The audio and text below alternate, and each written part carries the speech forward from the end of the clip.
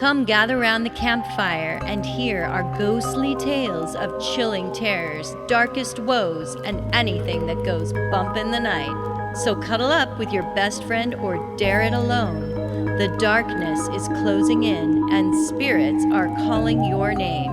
This is Fireside Phantoms.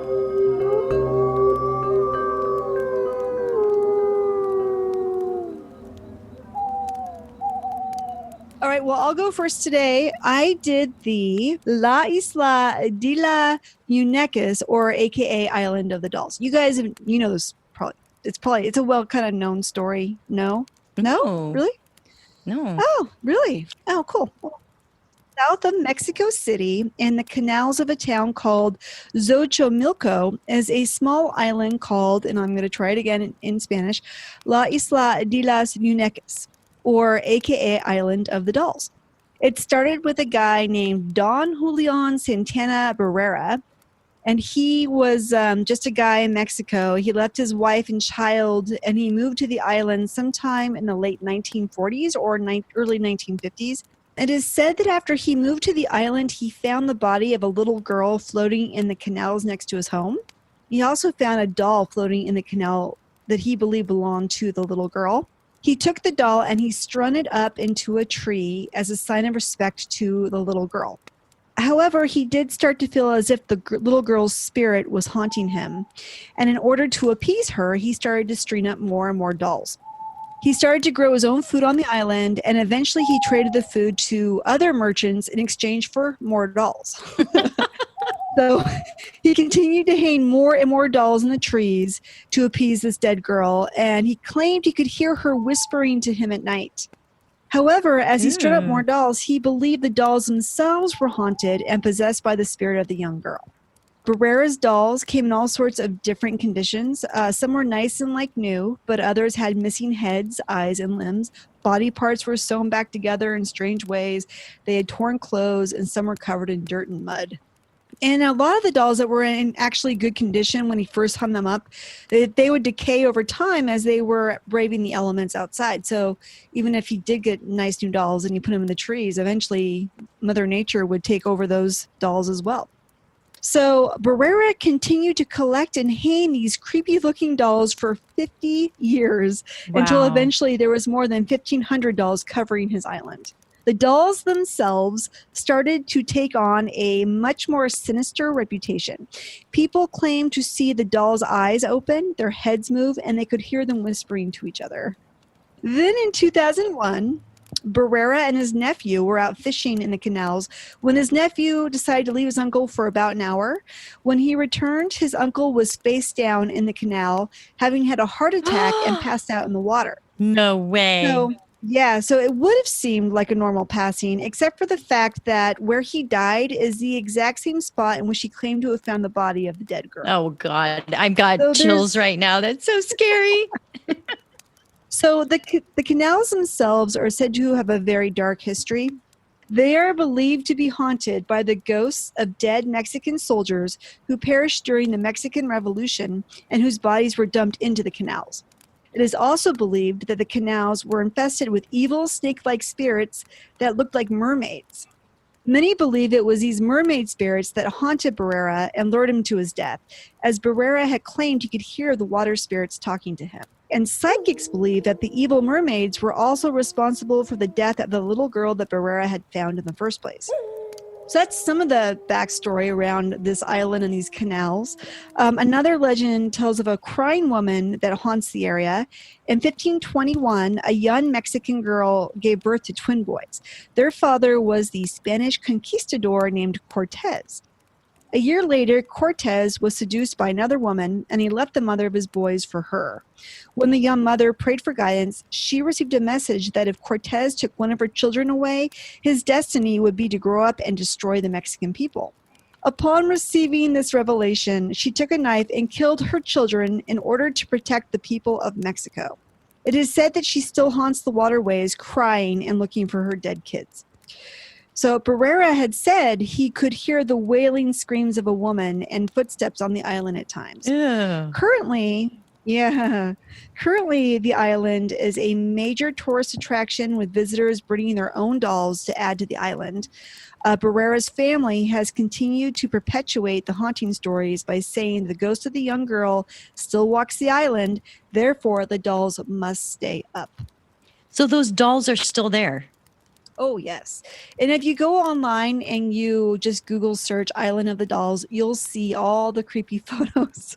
And it's like a lot of people, when they go to Mexico City, they will take a boat and they'll go down and they'll go to the island. Apparently, like I think the little shack he lived in is still there, and you can go in and see like the first doll that he had, and then his favorite doll. Like it's set up for them to make some money, which is why I kind of feel like this story, a lot of it's probably a little bit made up and exaggerated to bring in the tourists. I think this guy probably just had a mental illness, but if you think about it, if you have a mental illness like that and you're alone on an island and you think that you need all these dolls around you. Yeah, you probably are lonely and you want visitors, right? Apparently. And if you think you can hear them whispering to you at night, like, I mean, that would be the mental terror of that would be enough to me to be like, okay, yeah, just that alone. You don't need like the ghosts of Mexican soldiers or evil mermaid snake-like entities or any of the other stuff. It's just kind of fun and interesting about the area. Right. But just that guy's mental state and the way he dealt with it on that island, I think is just chilling. I mean, just dolls in and of themselves are so scary. Yes. They're so freaky. Yes. Ugh. Oh, we got to go there. That is an island I want to see. On Halloween. No, on Day of the Dead. Day of the Dead. Day of the Dead. Yes. That would be cool. So anyway, that is the Island of the Dolls.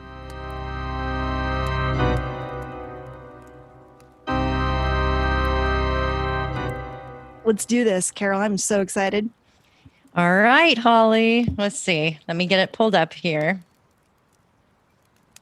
I'm also very excited. Because Josh doesn't know what it is, but I'll give you a hint. Ooh. Mirror, mirror on the wall, who's the scariest of them all? It's about haunted mirrors. Oh, yes. Yes. So good. So what sparked my interest in this, mirrors have always been freaky to me, but yes. I thought it was odd that 3 separate news outlets reported on a story I saw about someone selling a haunted mirror on eBay. And I just thought that was strange because it was like, why is this such huge news? But after reading the story, you'll see why. It's pretty bizarre. According to the listing, 2 roommates in London, Joseph Birch and Sotiris Karalambos, claim they started having a horrible experience when one of them retrieved an abandoned mirror that the landlord had put out on the lawn as trash. Deciding that all the mirror needed was some silver paint on the frame, they decided to claim it for themselves. And since it was so heavy, they leaned it up against their wall on top of their radiator. Soon after, they said weird things started to happen. And this is in their words exactly on the listing. We both experienced what I can only describe as sharp stabbing pain, the sellers wrote. And when interviewed, they said that the excruciating pain would wake them both up in screams simultaneously. Wow. The mirror is described as a beautiful, grand Victorian-style mirror, which was set in a walnut frame. And so Sotiris said he thinks the mirror didn't like being painted silver. Or maybe he theorized something awful happened in front of that mirror. But clearly they did not see the movie Oculus, because instead of immediately throwing it back out on the lawn, they took the mirror to an antique dealer curious to find out its worth, and was told it was worth about $100. At first, the roommates thought it was just bad luck they were experiencing when the radiator stopped working. Things constantly broke and went missing, like keys and phones. They were both drained of energy, but yet when they left the apartment, both of them reported feeling so much better. One time, Joseph said he went to investigate the bathroom after hearing a loud noise and found objects thrown about the floor and a tub of shaving foam floating in the toilet. He said he constantly felt uneasy, like someone was watching him when he was alone in the apartment. He said his doctor had to prescribe him meds for the first time in his life for his depression and anxiety. So they reported seeing flickering shadows in the mirror and quick glimpses of black darkness. One night, waking up at 3:30 a.m., Joseph said his butt and lower back was so sore, like it had been burned. Upon further investigation, though, Joseph also noticed he was covered in deep red scratches going in all directions, and there was even blood on the mirror. Whoa. Mm-hmm. So the mirror's getting kind of frisky with him. Yeah. That mirror is all hubba hubba. Awesome. You're so funny, Holly. Oh, Lord. He even posted pictures of his scratches on eBay as proof. And Holly, I was so excited. I thought I would see a picture of a scratchy, marked up buttocks, but no. These scratches were on his upper arm. I was so disappointed. Damn it. I know. Foiled again. I know. Gosh darn it. And I was... Anyhow, there was a lot of interest inquiring into the mirror. One of my favorites was a woman who wanted to gift it to her former ex. Here you go, my love. Oh, honey, I got you this gorgeous mirror. I know we're not together anymore, but I just saw this mirror and it made me think of you. And I just want to show you as a peace offering. I hold no grudge. I hold no grudge. Yeah, I do. Eventually, they did sell it to a buyer who wished to be anonymous for $100. So they didn't make much of a profit.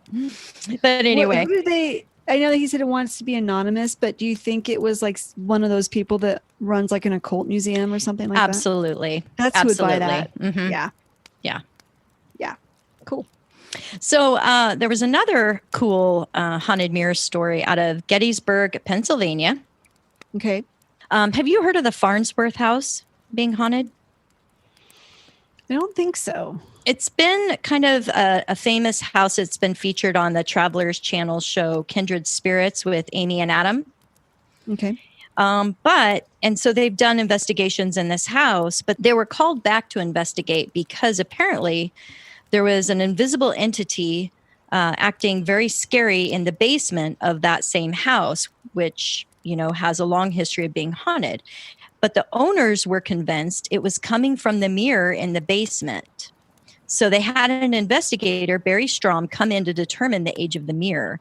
The glass had been replaced, so he determined it was around probably the glass itself, 1950s or 60s. But the frame was estimated to be dating back to the early 1900s.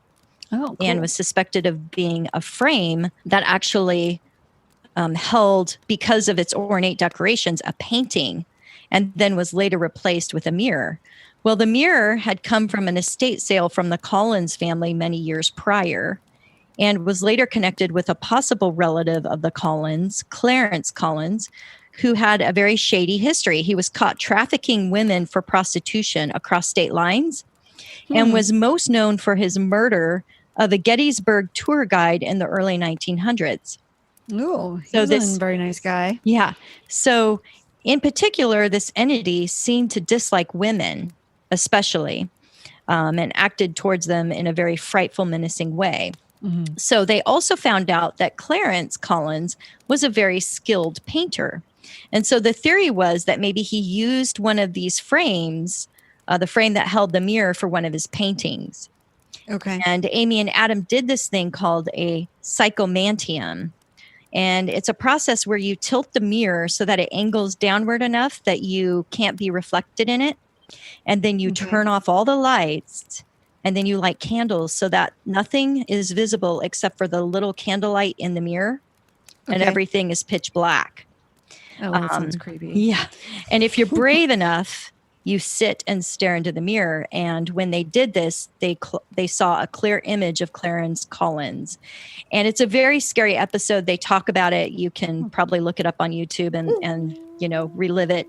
But they claim they actually saw him in the mirror. Yeah, they did. And so after that, they said this mirror needed to go bye-bye. But even before mirrors existed, anything that was a smooth reflective surface had stories from ancient people relating to hauntings, magic, and portals to the spirit world. Mhm. In ancient Greece, sick people would visit temples where they would look into a mirror. If a healthy looking apparition stared back at them, they were expected to recover. But if the apparition was terrifying, their days were numbered. Mm. And I'd like to think, if they were looking into the mirror and saw that they looked in poor health, that would be the scary apparition, right? Yeah. And if they yes. were looking good, they'd see themselves as being more pleasant. Right. And so they'd get better. Yeah. But Yeah. some of the strange beliefs around mirrors were that mirrors had the ability to suck out the soul. And if someone Yeah. was sick or dying, they would oftentimes remove the mirror because they thought the power would drain their energy. Right. And the ancient Chinese people believed that mirrors frightened away evil spirits who were scared by their own appearance. So if the mirror was broken, that protection was lost, which leads to the popular superstition that you probably have heard of. Breaking a mirror will bring 7 years of bad luck. Yeah. Yeah. Of course. Yeah. Mm-hmm. Well, this belief actually originated with the Romans, who believed that every aspect of the body renewed itself every 7 years, and that breaking a mirror would thus cause damage to the soul it was reflecting. I know that with mirrors too, aren't they supposed to deflect energy? So like if you have a bunch of mirrors and they're all set up in a room and the energy or light can bounce off one mirror to the next mirror to the next mirror.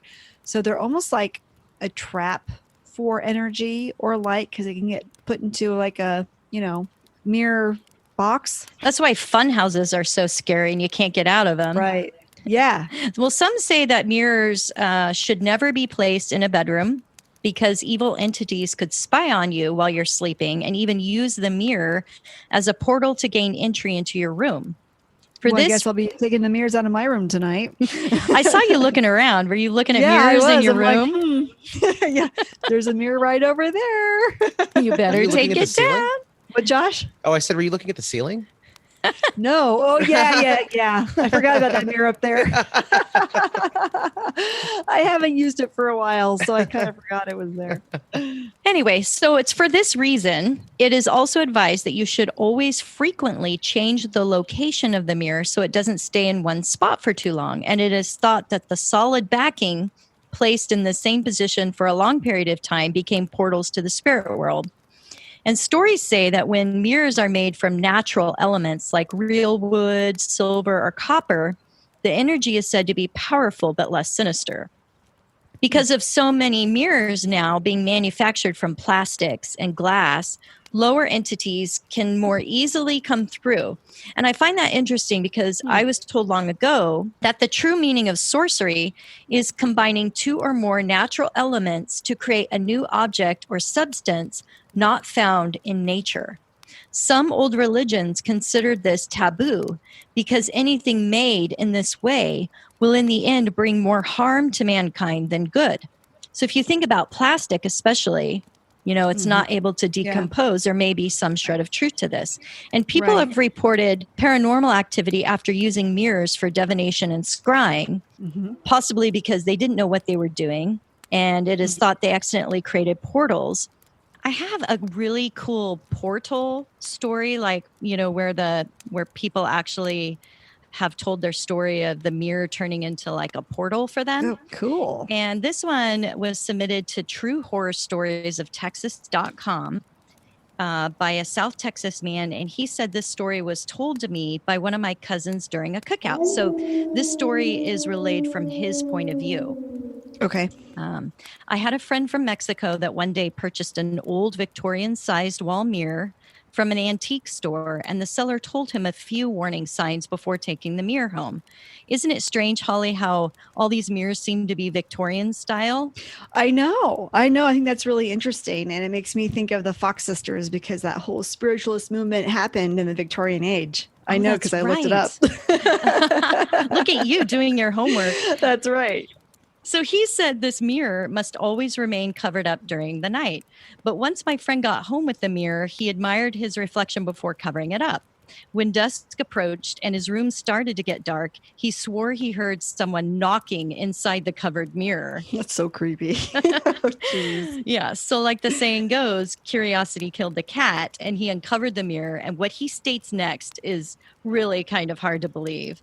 But he says his reflection was the one knocking through the other side of the mirror with a twisted smile. Okay, now I have chills. That's really creepy. Isn't that awful? Yeah, that is horror movie creepy right there. That is Totally. Oh, geez. So my friend got so scared, he tried to run away, but was paralyzed. So he says his reflection at that point tried to get out of the mirror as he struggled with it. And according to him, he never experienced something so evil like this particular reflection before. It's like his shadow self he was struggling with. Yuck. While struggling, he says the reflection tried to get him inside the mirror world, but only succeeded halfway. No. So wait, did it pull his arm into the mirror? Yeah. No. Yes. Oh. He was actually struggling with himself in the mirror. Oh, God. And he said that once he was inside the mirror, everything was inverted backwards. It was just like Stranger Things, like reverted upside down or something and backwards. And he said he was so scared, he started to pray and got the strength to wrestle with his reflection and got out of the mirror and ran out of his bathroom. And he said he went running to my house, white as a sheet of paper, and told me what happened. Was this guy on drugs? Yeah, he said that he and his friend chatted all night. And since they didn't have the guts to go back that night, the next morning they went over and absolutely destroyed the mirror by burning it. Good. They actually burned this mirror. And they said that nothing happened ever again after that. But that is one of the most terrifying mirror stories I've ever heard. That is really scary. I will not be buying a Victorian mirror anytime soon. No. And in fact, I'm going to go through my house and make sure I don't own any Victorian mirrors because I live with people who may have some. Yeah. So good idea. They're going to be like, what happened to my mirror? I'm like, don't worry about it. It's fine. We took care of it.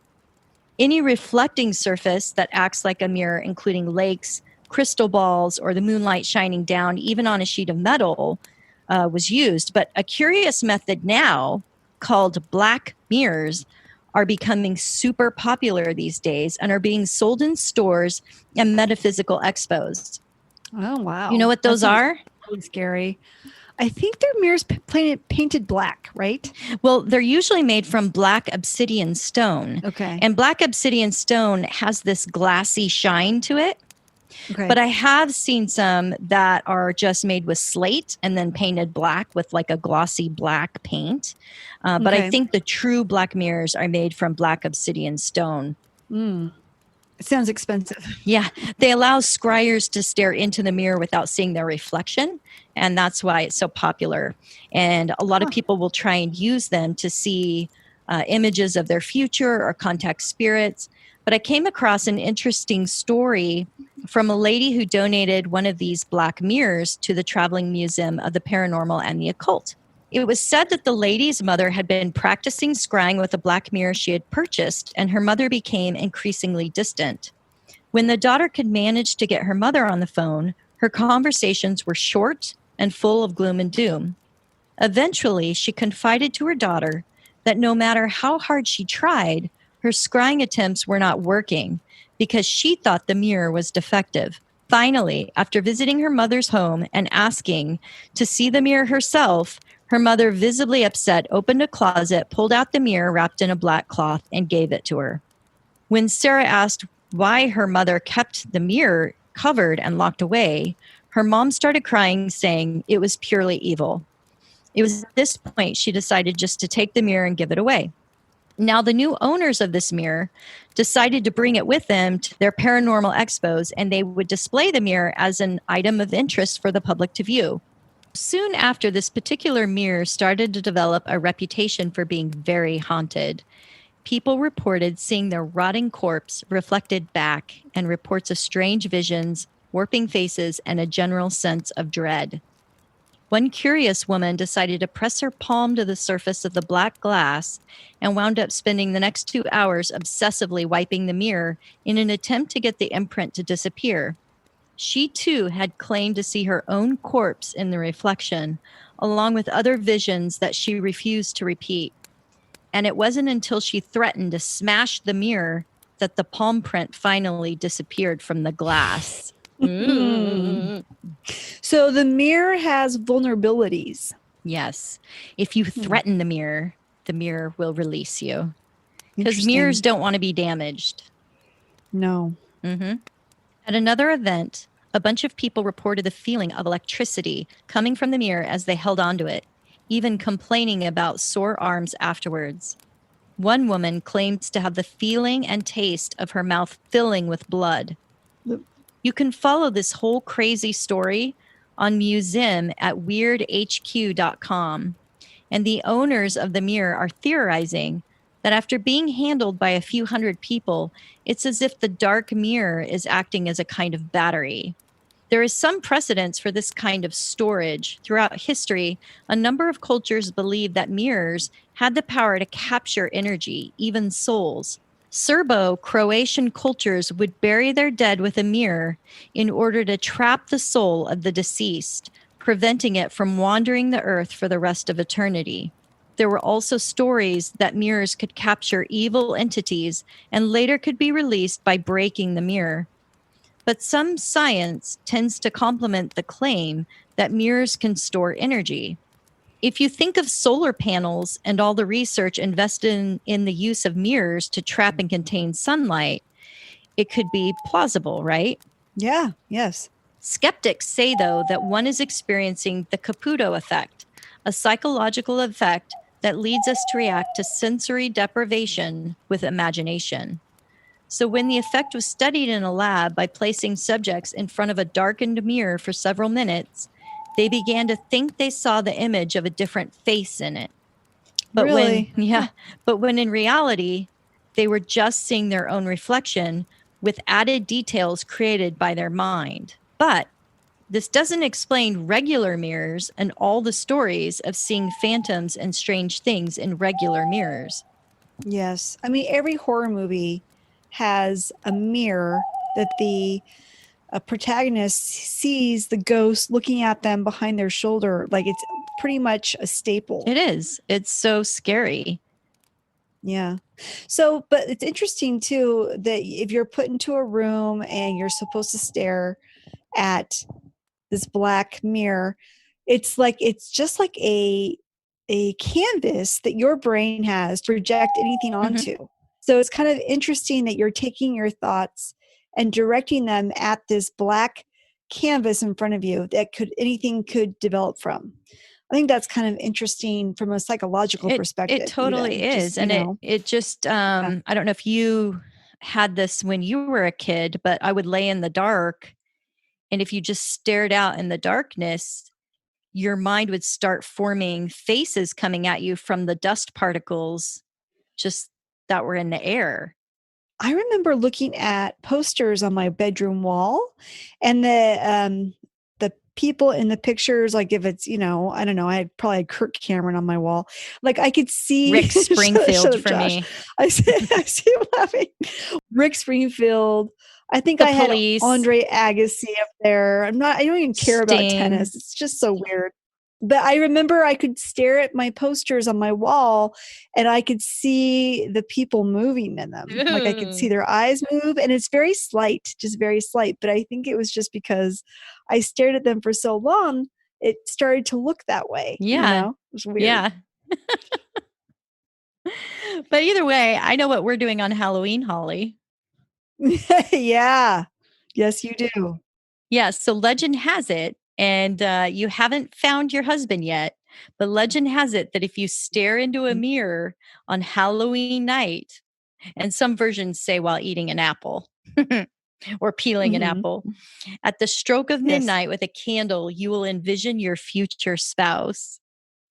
What if he's someone I wouldn't want to marry? Like, what if I see him and I'm like, what if that means like if I read a story about this lady who did it, and she said years later, she's like thinking back on that mirror. She's like, yeah, it definitely was true. My ex-husband, the one I married for the future of that vision, was a total ass, just like what the what the mirror showed me. Maybe doing that is more like a warning. Like, here's who to avoid. If you see this guy, don't have any contact. Just go the other direction, because ultimately he's going to change the course of your life forever. Maybe not the best way. What am I going to do, Carol? I don't know, but if you wake up with a sore butt and scratches, I told you so. I told you so, Molly. That's my regular Wednesday night. Josh, you're not going to put that in.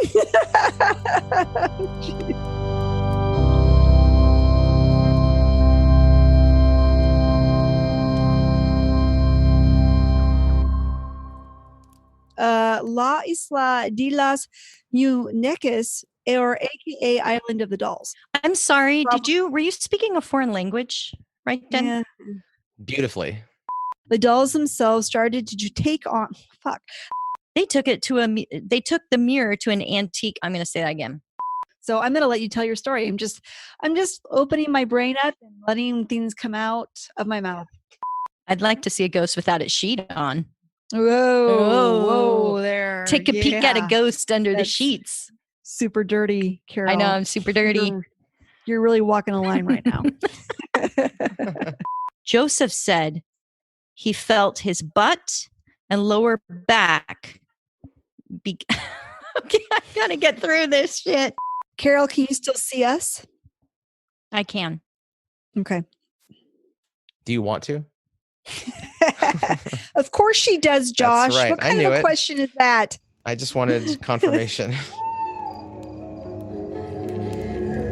As the flames die down, do remain undaunted. Though all hitchhikers are ghosts, and all dolls are definitely haunted. Hey guys, be sure to follow us on Instagram. Our handle is @FiresidePhantoms. If you have a spooky story you would like to share with us, send it to firesidephantoms@gmail.com, and you may hear it on a future episode.